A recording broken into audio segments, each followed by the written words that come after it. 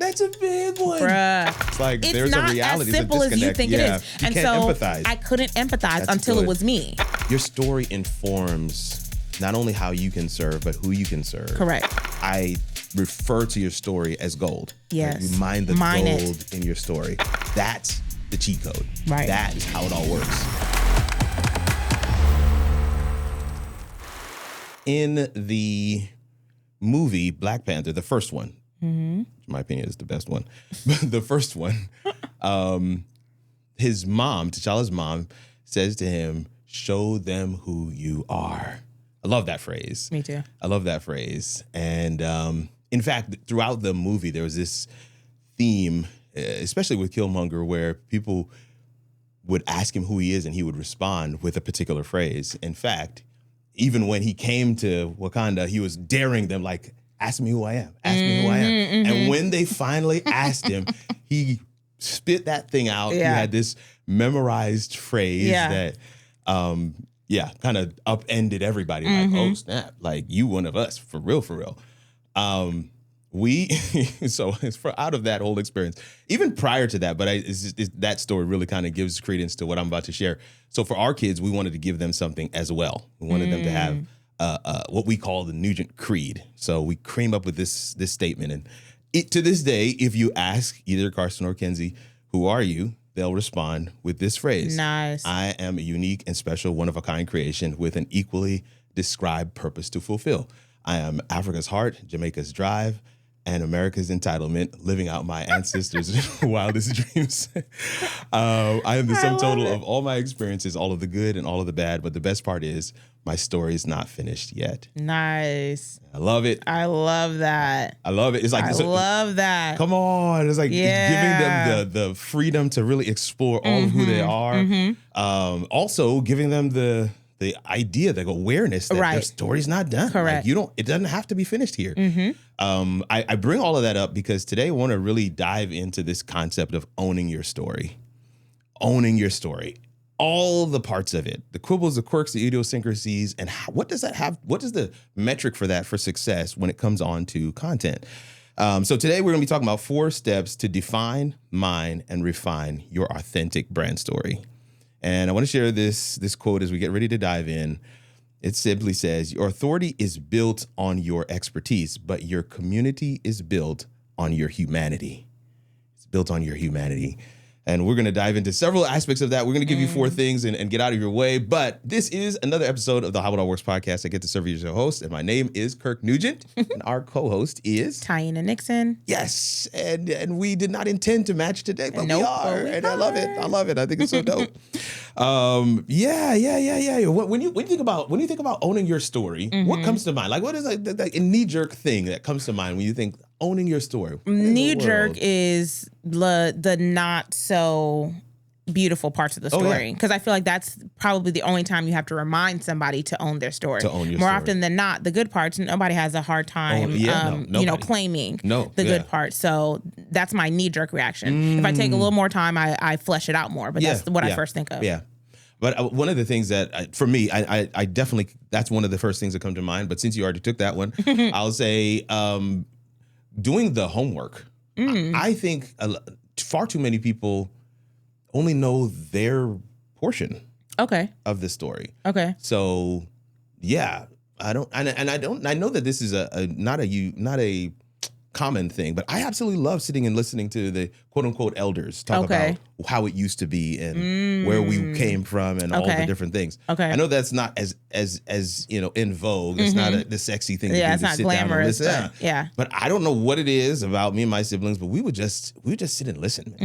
And my dad has a lot of siblings. He's like number 12 or 14. So when he would get with his siblings, we would see a version of him that was not dad. Exactly. It was so-and-so's brother. Exactly. And we're in the birth order. So-and-so's child. They just kind of get back into that same, and it's like, oh, I love seeing that. Yeah. And then they would kind of just talk about what they heard their parents talk about. And you kind of get a glimpse of, some of the historical context, and you almost start to see like, oh, that's where I get that from. Like, exactly that. Oh, that's exactly that. There's little things. I'm not saying you can pinpoint everything, but I do believe that understanding and fully owning your story does require you to do some homework, do the homework on it as well. So that's what immediately comes to mind when I think of it as well. For the first point, in terms of define the full picture, I really believe that you got to acknowledge every part of your story. Yeah. Just as you said, not only the victories. Right. Your brand narrative must include the hurdles. It's got to include all of the best stories do. When you think about it, all of the stories that we like, both fiction and nonfiction, whether it's someone's autobiography or whatever the case is, there are inevitably like some really high points and then some really low points. And there's at least one super challenge that the person has to conquer in order for it to feel like this story paid off. Boom. I mean, we had Danita on, and she talked about, the whole story arc and the hero's journey and the framework that people use to create movies. If there's no antagonist, if there's no climax, adversity, no adversity, no night of it. If there's nothing like, what are you talking about there? It's like, what did he have to overcome? Yeah. There's got to be those pieces, and you've got to figure out ways. You've got to figure out what those are for you. Number one, and some of them, depending on what it is, right? So for me, I have OCD, so that's a thing. Definitely a hurdle. A hurdle, yeah. Listen, definitely. A hurdle. That's an understatement. Oh gosh, but also a superpower, right? So it's like a Jekyll and Hyde kind of a scenario with that thing. Correct. It's two sides to that. I would say the exact same thing with my ADHD. Yeah. That's exactly how I would describe it. There you go. Yeah. You don't get to necessarily choose that. Correct. You just own it. Yes. That's where it is what it is. Yeah. It is what it is. And it comes with its, downside, if you will, but it is real. Yes. And you immediately begin to identify your tribe, though. Exactly. So people think about branding. It's like, well, I want my brand to be this. No, your brand is who you are, essentially. There we go. Yeah. And you can choose which parts of who you are that you highlight. That's true. In your story or as part of your brand, but you should not manufacture. No, you should not manufacture aspects of your brand or your story. Please don't do that. There's a very popular, for better or worse, woman right now who has manufactured an entire title for herself, an entire background. Oh yes. And it has blown up spectacularly. Where are your receipts, sis? Where are your receipts? I don't even know how. Anyway. Before we run off the But that's just a cautionary tale. I totally agree. Don't do that. I would also maybe add to the pot that she's probably suffering from some kind of she's got some interesting stuff going on. We've got some stuff going on. Not plugged into reality because the way the conviction. And she's doubling, tripling, quadrupling down on it. So there's something not quite right there. No. But your when we talk about those pieces, your brand narrative must include the hurdles, whether that is navigating mental health or neurodivergent traits, or a major life event. Exactly. Just life circumstances. Absolutely. Yeah. Those things, those realities fundamentally shape how you operate and how you build your online headquarters, your presence, and how you empathize with others, how you relate. That's a big one. That's a big one. Bruh. Growing up, I was, and I can say this with no, this is not me bragging. This is just objective. Come on. Objective. I was the smartest kid. Come on. I was extremely intelligent. And I did school very well. I performed school very, very well. I love how you rephrased it, yes, but go ahead. I performed school well. Yeah. And in my mind, because I have ADHD but didn't know it at the time, what I did was I gamified school. And so I would be like, this assignment is going to be due by the end of class. If I can read and understand the instructions before the teacher is finished teaching it, I can finish it and then I can do whatever I want for the rest of this class period. Somebody's being set free right now. And teachers saw that as like, oh, she's such a voracious reader. She's so smart, whatever. I was like, I just wanted to go back to doing what I wanted to do. Okay. Yes. So I gamified school. I performed it well. I understood what adults wanted to see from students. And I performed that. Big point right here. Yeah. So I learned to perform. And some of us are doing that in adulthood, Yes, right? we know are. how to perform church, Yes, or we know how to are. perform like business, whatever. And it's fine. And I'm not even saying that's a bad thing. It's just, it's good to be aware that you are, that's what you are doing, right? Absolutely. So anyway, I was really good at that. So I had a hard time empathizing with people who weren't like that, right? For people who struggled in school, who were not making good grades, I was like, but why? Like, it's so easy. Yeah. All you have to do.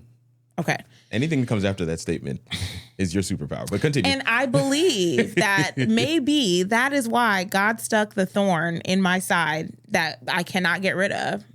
Is ADHD. There we go. Because as I got older, as I had a child, and my hormones changed, my ADHD symptoms shifted, and they exacerbated and became more of like a handicap for me. And so I struggled to pull off the same things that I would in K through 12 in college. There was the transitions. Nobody was telling me when to get up, when to go to which class and whatever. So that became, there was no structure. And so things fell apart for me. And so on the other side of that, I was able to go to graduate school, and my graduate school had a great like student services area, medical and mental. And so they were really great at helping me identify certain things, build certain habits, and I did phenomenally again. And I felt like, I'm smart again. They had systems. They taught me systems. And so I learned then that, sometimes people just don't have the infrastructure to do well. Right? That if no one ever taught them certain things, they don't know how to do it. Yeah, I did really great K through 12. I learned to read at 3. Come on. My aunt and my mom taught me to read at 3 years old. There you go. Everybody didn't have that. No, everybody so didn't now have you're that. saying, all you have to do is read the instructions, do the work. They can't read. How about they're not understanding it?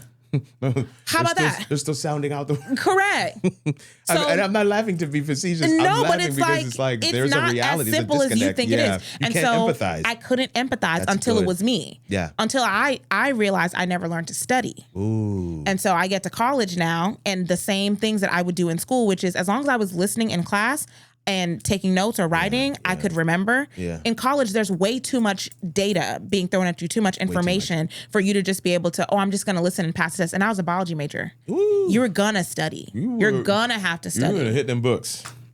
So now I empathize with others that sometimes it's just not that simple. Absolutely. And I also ended up becoming, I think, a coach and advisor in part because I understand that people need help with their systems. They need help overcoming whatever lack of knowledge, fear, insecurities, like all of these different things. Your story informs not only how you can serve, but who you can serve. Correct. Because it enables you to empathize. But in addition to that, your story kind of creates a bit of a blueprint or roadmap. Correct. For your purpose. And this is what I coach. You know, when we talk about steward your story with content, you will discover purpose, change lives, expand reach, multiply opportunities. That's the framework, but it isn't because you're trying to get those things. Correct. If you understand your story, like for you to go back and have the awareness like, I did learn to read when I was 3. Probably others didn't have that. That's what I mean by owning your story. Because the awareness that others didn't have that is what enables you to say, and there may be other areas, where there are imbalances, where others don't have, and maybe I didn't have systems that others had. Exactly. Right? So the fact that nobody ever thought to tell me to study or to manage my time, any of those things, because I was performing school well, it never occurred to anybody like, actually there are some areas where she has deficits. Except for my mom. She did pick up on it. She was like... Listen, parents are unwieldy. She told my pediatrician, she's like, what's wrong with her? And the pediatrician's like, nothing. Because she knew me since she cared for me all the way up until college. So she was like, she's doing well in school. Yeah. She's killing it with extracurriculars. And my mom's like, no, something. Because she knows she would give me a task. I would start it, not finish it. Like all the signs were there. Yeah. And she picked up on it, but most people did not because all they saw was like me performing, doing well, excelling. I love how you have kind of looked at all the different pieces and parts and phases. But that's the homework. I've done the homework. That's it. That's all I wanted to say on that. You've defined, so, the whole concept of this whole story thing. When I present this, and to be clear, this is the framework is part of a keynote speech that I give regularly. But when I present this, I refer to your story as gold. Yes. Right? You mine the gold in your story. In order to mine the gold in your story, you do have to define where you're going to dig. You've got to define it. And sometimes, because the story is so vast, it's hard to know, so where exactly am I going to dig? Right. And that's where those conversations with elders, and parents, and grandparents come to bear, where it's like, oh, okay, so dad did that. Yeah. Let me dig here, because there might be something here for me to uncover that will give me insight and perspective on who I am, what I bring to the table. Because that's the other thing about owning the story. The story is the story. Right. You can frame it as bad or good. Exactly. But the story is what it is. Yes. And a lot of times we just don't get to write it out. I shared on the podcast before, that my twin died when I was 2. But what alerted my parents to the fact that something was wrong was me crying. Why did I cry? I don't know. I'm still sitting in therapy trying to figure this out. But my point is, until I got that piece, I was 2. I don't remember this. Correct. I didn't get that piece of the story from me. I got that piece of the story from them. Right. That let me know, okay, let me put an X there. I need to dig there. Exactly. There's more here to be able to. I was gonna say a lot of what I know about sort of contextualizing what I've encountered in my story is from therapy. It's from talking to an objective, sounding board, certified. Oh, let's say certified professional. Okay. Verifiable. I can see her degrees on the wall behind her. Yeah. Help us. Yeah. You can Google. And it comes up. Yes. Actually, you can find her thesis online. How about that? Her dissertation, you can find it online. No, so, it needs to be verifiable. Yes. Yeah. But therapy has been really good at helping me to mine my story. Yeah. Yeah. And I think it's good for everybody. I don't want to. I don't know anyone who with a broad stroke, but I don't know anyone who wouldn't benefit. If you're not, if you haven't, you're missing out, family. Like you're doing life with one hand tied behind your back because you don't know what's in there. Yeah. And some of this, I don't want to sugarcoat it either. You may find some stuff that's hard. Oh, for sure. You will. But that's part of your hero's journey too. Absolutely. That's part of the hero's journey.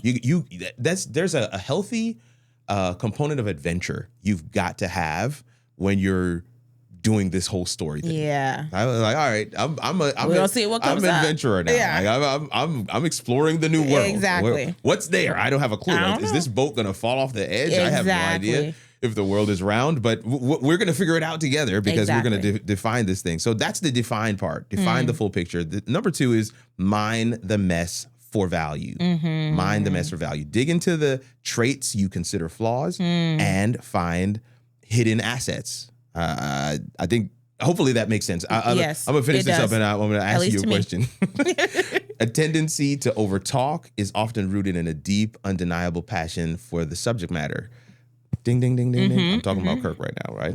Navigating ADHD often yields incredible bursts of out-of-the-box creative problem solving. You've got to extract the strategic advantage from the struggle. Right. I don't think that enough people see the two-edged side of whatever it is. Yeah. We had an opportunity to interview Don Daniel.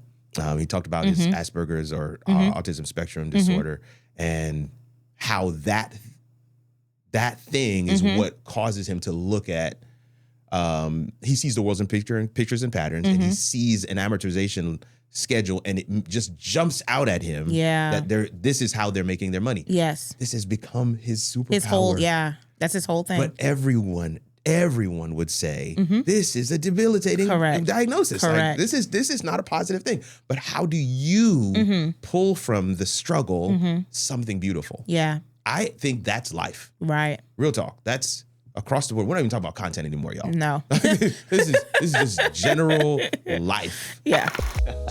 Real quick, I know you're enjoying the podcast episode. I want to get you right back to it. But I also wanted to inform you, let you know, make you aware of some of the things that we do at Composition, some of the things that I provide in terms of helping you to level up based on the fact that you're watching this podcast episode, that you have been following this channel, maybe that you've stumbled upon this particular topic, you already let me know that this is an area you want to grow in.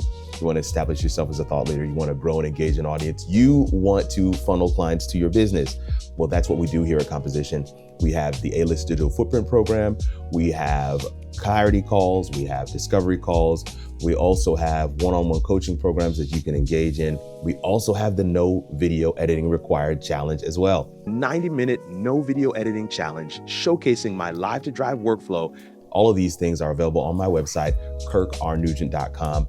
I would love the opportunity to talk with you, hear more about your story, figure out how we can create that into a blueprint for your success so that you can achieve your dreams and your goals, so you can leverage all the principles, all the strategies that we're sharing in this podcast episode. If that interests you, head on over to kirkrnugent.com, scan that QR code, hit the first link in the description or in the comments below, and let's get back to the episode. Grace and peace.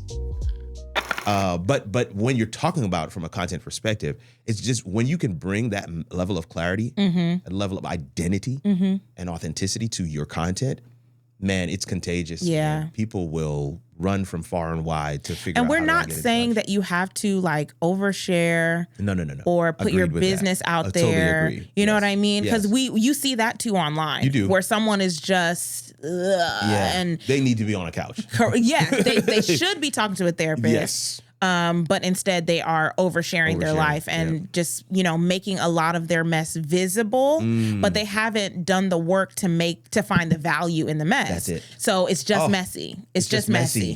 That's it. There's no value. It's just messy. Oh, I love that. You don't want that. That's not what you want for your brand identity. No, you don't want one of the coaches that I've worked with, she was called like the hot mess mom or something at one point. That was like her whole brand identity. And it went left. So it worked for a long time. She started getting all kind of brand deals and whatever. Because at first people were like, oh yeah, I relate to that too. My house isn't clean too. But then there comes a point where people are like, man, you don't never have your house together. Man, all you do is drink Diet Coke. Do you drink water? Do your kids drink water? Yeah, it went left on her real bad. And she was on live and people saw something that they disagreed with. And people were literally threatening to call CPS on her, like all this stuff. And that's when it clicked for her. Like, I cannot use my life in this way as business. And so she had to like shut it all down, change her brand identity. She changed it to just her name, just her name, and then became more. And she had to do the work for herself as well because she was thinking of herself as a hot mess mom. Yeah, there's so much that she could work with that. Oh, though. Yeah. Oh, that's good. Oh, she did for a while. She did her influencer big one. Yeah. 200,000. No, 300,000. Come on. She did. Follower. Yeah. Okay. Yeah. After she fixed it, she did it, and then she decided she wanted to go into coaching and helping women build businesses. So she made it that. I love that. But I think that's from no. She made a shift. Yeah. She found the value. Exactly. She found the value and said, sure. I too have been messy. I too have struggled. I too have lost my identity in motherhood. Yeah. This is how I found myself. Yeah. This is how you can find yourself. Yeah. That's gold. That's that's mining the story. Yes, right yes. This is my receipts. Right. And it's public. It's public. All of you saw it happen. You all saw it. I mean, she got so big. There are Reddit snark pages about her. Get out. Yeah. Even to this day, if you look her up on Reddit. I'm going to look this up. I'll tell you her name later. Because I was like, ooh. Oh, that and she's one of our fair skinned cousins. I said, ooh, I'm in white people business. But I was shocked. But it can go left. Priceless. It can go left if it's just mess. If it's just mess. Yeah. Yeah. You do have to be able to pull from it the value. Yeah. Because that's the beautiful thing about story, that we get to present it to the world in a way that has been refined. Right. That it's like, I went through this experience. Here are the lessons that I've learned. Right. Actually, that's one of my favorite interview questions to ask and to be asked is, what have you failed at and what did you learn from it? Because so many people can list off what they failed at. Yeah. Unfortunately, not everybody has taken the time to figure out what was the lesson. Because failing is inevitable. We're all going to do it. Sure. Did you learn from it? Yeah. Did you try again? Mm-hmm. Did you just abandon ship and go left? It's all of it is speaking to you. All of it is sharing something with you about yourself. But how are you receiving it? Right. This is the whole concept of this process of define mine, which is the part where we are right now. Is really where am I? How do I dig? Let me go a little deeper with that. Yeah. Taking the time to understand. I'm telling you, like. Coaching client after coaching client. This is why sometimes I'm like, let me just go ahead and get my therapy degree and call it a day, because you've got to be willing to go deeper. Mm-hmm. Remember we talked about the whole 5 whys thing. Yeah, it's the whole concept of that is for you to go deeper. It's because with this normal conversation, it stays surface level. Yeah, but the moment you begin to go a little deeper, it just shifts. It changes the entire narrative. I was on a call with a guy. I don't think he would mind me sharing this, but I was asking him, because his content is it's called FAM, right? It's an acronym: Fathers Assisting Mothers. Okay. And his attempt, So the whole concept is that Black women despairingly die more in childbirth than any other. Mm-hmm. And so who better to assist and to advocate than the man who's with the woman? Okay. And so he actually teaches men birthing practices. Wow. Like it's a phenomenon. Wow. I was just so excited to be with this guy. I was like, this is so dope. That is dope. But I'm excited. I'm like, dude, what a brand. Yeah. Like, but of course, I got to ask the deeper questions. Man, when we started to peel back those layers, bro. He's, I think, he's child 9 of 12. Whoa. He saw his mom birth his niece, like his oldest sister's daughter, in the house. The ambulance was on the way. Wow. So you know what I'm saying? Like, he's lived it. Yeah. He's had some experiences. Yes. And he brings that to bear. Okay. To the content that he shares. And I just think it's beautiful. Because there are pieces of his story that he's been able to refine and really dig and understand the value in it and bring that to marketplace and say, these are the lessons that you also can take, principles that you can use. Exactly. And they will benefit you as well. All right. Number 4. So we talked about number 1, of course, being define the full picture. Number 2, mind the mess for the value. I don't think we talked about number 3. My bad. Number 3, refine the narrative arc. Okay. Refine the narrative arc. Sharing your story is not about venting. Kind of like what you said a second ago. It's actually about intentional connection. Yes. Structure your experiences to highlight the lessons learned. Your audience tunes in to understand how you navigate your daily reality while still delivering premium professional results. That's the cheat code. Right. That, quote unquote, is how it all works. How are you doing this?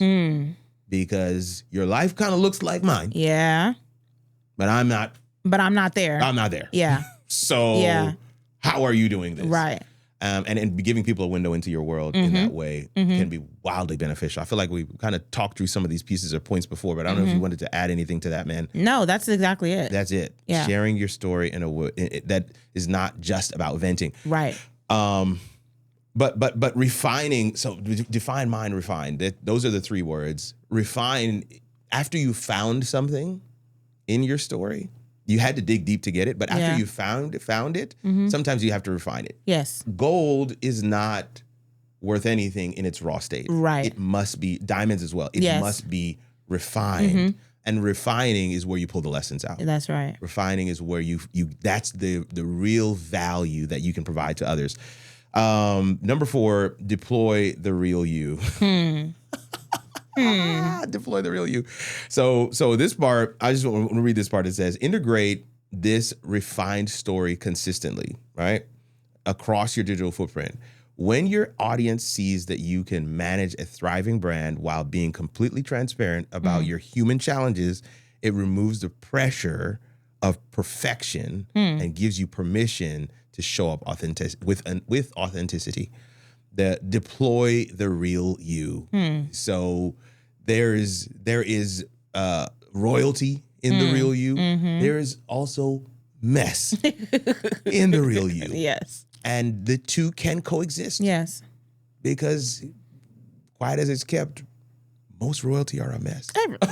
All. I would venture to say all royalty. All royalty. Yes. They are a mess. Shoot. But that to me, I mean, just permission for you to actually share with people the real, who you really are. Yeah. That authenticity piece, it's a critical component of your success matrix. When we're talking about, understanding your brand story narrative, it does have to be authentic. It does. And I think identifying the narrative arc keeps you from oversharing when you're sharing the real you. Good. So by saying, okay, this is the part of my story that I think will be useful to others, that will serve others, that will allow me to connect with my audience and all that stuff. And then you choose, like, these are the pillars that I'm talking about. These are the pillars of my content or whatever. Yeah. And this other like adverse thing happened to me, but it's not something I'm willing to discuss on the internet. It's not something that I wish to have other people's opinion on. It's not something that I've completely worked through personally. I'm not going to include that as part of my narrative. Come on. You see what I'm saying? Yeah. And that's one of my rules is if I am not willing to have it dissected and discussed by others online, then it's not something I'm going to share. This is so good. It's not something I'm going to share. That's a great boundary. I've talked about my marriage online. I've talked about my child. I've talked about diagnoses. Yeah. But I've worked through those things. I'm at a place where if someone comments on it or even says something bad about it, I'm okay. I'm okay. Yeah. You see what I'm saying? If you're still... If you're still in it, if that thing is still raw, it might not be the best time to talk about it. No. And there's some stuff that you're never going to be okay with talking about. And that's okay. And that's okay. That's like okay. Not with strangers on the internet. No. There's... so it's crazy. I was talking to this guy, and he is a ridiculously great chef, but he also struggles with addictions. Okay. In his case, it was gambling and pornography. But so I was like, man, dude, you could kind of talk about something. He's like, no. Nah. I'm not judging. I'm not talking about it. Because I still struggle. Like, I have there's no like winning. That's so real. Of it. Like, that's so real. all I'm going to do is commiserate with anybody that struggles. Correct. So or he's going to end up lying. Or I'm going to end up lying. And that's not good for his addiction. No, I don't want to lie. That's so insightful of him to know that. On that chef side of things, he talks about that thing ad nauseum like that. I love that. That's so smart. But those other pieces, I was like, that is so wise, bro. That is so wise. That's wisdom. Have that boundary. Have your boundaries. Know what you're willing to discuss. And some stuff you might at a later date, change your mind about. Or pull back. Don't feel like you can't pull back. I've seen a lot of the pioneers of like lifestyle and makeup, fashion girls online who started out sharing their marriage, started out sharing their, alongside their platform, and to bolster their platform and helped you to get a good, like, rounded picture of them. But then as they got bigger and there are more eyes on them and more critics, inevitably, they were like, you know what? I'm going to shut the door on that. Y'all don't need to know what me and my husband are doing, where we're going, none of that. And I was like, I respect that. That's just smart. That is also authentic. Yes. Also authentic. And you don't have to skirt the question. You can answer it head on. Yeah. No, that's not. I don't share that. Right. I've chosen not to at this point. And Let's the end. Move. Yeah. Yeah. One of them, she just straight up turned her like the more personal side of her business into like a lifestyle brand. She's like, I don't mind showing people like the parts of my home that I'm cleaning or like whatever. Yeah. So it still felt personal to her. Yeah. But it was an area that she was okay with people talking about, dissecting. Regardless of what they wanted to say about it. It wouldn't matter. It wouldn't matter to her. Exactly. But you have to find those non-negotiables. Yes. That is the other side of the brand narrative that everybody has to kind of grapple with and figure out. Yeah. Where's my no? Where's my no? How much is too much? And once I've hit that line, I think I'm good now. Exactly. And listen, that's real. Experience will teach you. Oh yeah, that's the line. Oh, that's the line right there. I think I'm done now. Bruh.